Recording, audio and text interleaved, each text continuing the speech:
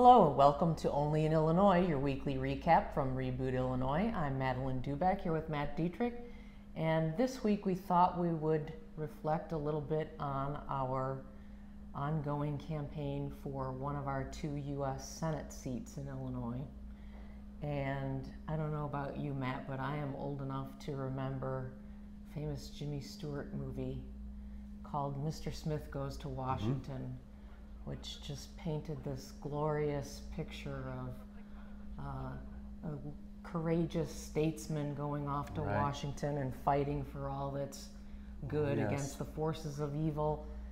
And when we first thought about this matchup between Democrat Tammy Duckworth and Republican Mark Kirk, we thought, oh, this is going to be the campaign for all ages. Well, yeah. You have Tammy Duckworth, the disabled war veteran, gets shot down in Iraq in 2004, almost killed, lost her legs. You have Mark Kirk, who was himself a Navy reservist for years and years, intelligence officer, suffered a pretty serious stroke in early 2012 and has really battled back.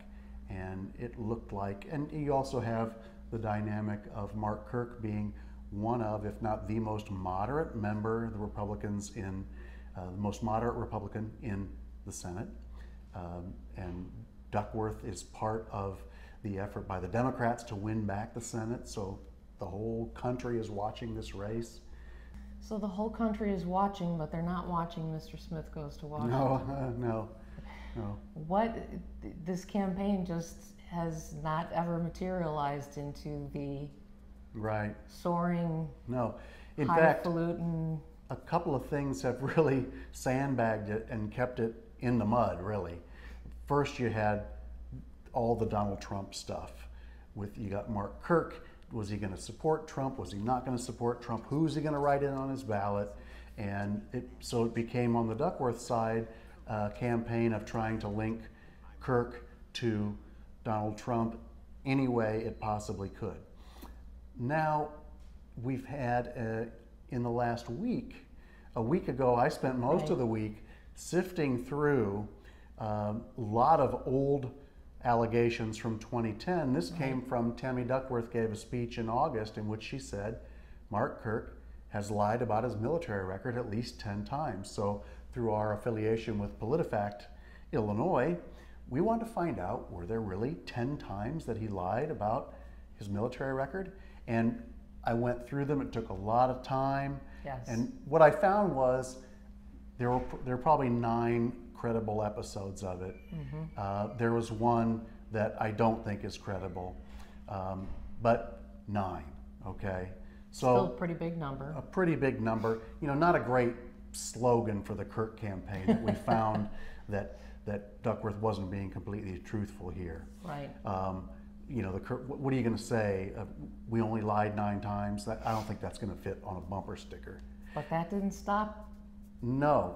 And then now today we have the absurdity of, there's a new Duckworth ad out now that features the main speaker is identified as a disabled combat veteran, and he says that Mark Kirk lied about getting shot in Kosovo, in Iraq, and in Afghanistan. And Mark Kirk never claimed, well, he never claimed to be shot, which is what the ad says. The Kosovo allegation had to do with his congressional website describing him as having had combat service in Kosovo. He took the combat out in 2010 during his first Senate election, when people started asking questions about the way he described his military career. So now we have the other side embellishing the embellishments. There's a lot of substance that can be talked about in the Senate race. Maybe we need an embellishment meter. Yeah, or an absurdometer, because this rating has got this campaign has gotten really absurd, I think. I totally agree with you on this one, and I don't, you know, when are either of them going to start talking about some of the challenges we face as a country, what we're going to do about health care, jobs, job creation, the situation in Syria? There has been a little bit of back and forth between them about that. But it seems as if this is about the farthest thing from Mr. Smith Goes to Washington as you could get from two people who have served in the military and done tremendous, courageous, patriotic duty. Right. Now, this could change.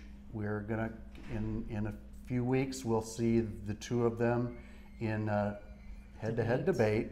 So the tenor could change then.